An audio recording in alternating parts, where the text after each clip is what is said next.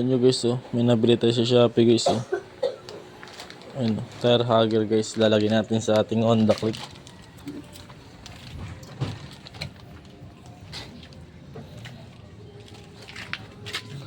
Lalagay natin siya sa Honda Click natin guys. Ayan, kaya natin siya lalagay. Wait lang guys, kakabit ko lang siya guys. Madali lang ito ikabit guys. Tatanggalin nyo lang siya dito. Itong tornilyo na to, tsaka ito. Ayan, gamit lang kayo ng allen screw. Wait lang guys, kabit ko lang.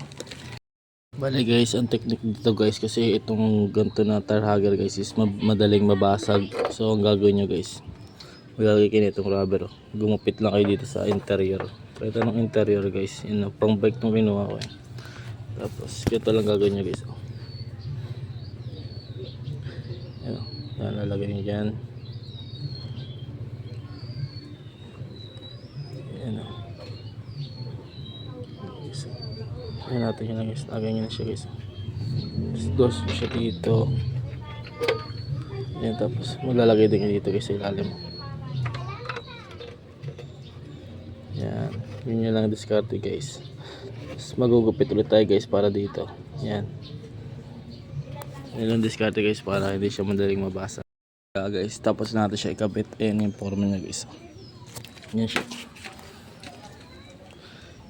Ayun guys, napaka-angas guys.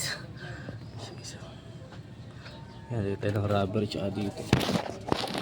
Yan, para hindi siya madaling mabitak guys. Nabibitak kasi kagad to dahil sa vibration. Oh, ayos pa guys. Ayos na ayos pa. So yun lang guys. Yan, dagdag forma sa click natin guys. Yan, apaka-angas. Lakas ng ulan.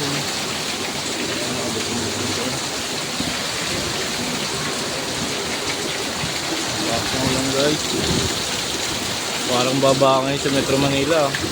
Laki ng patak ng ulan.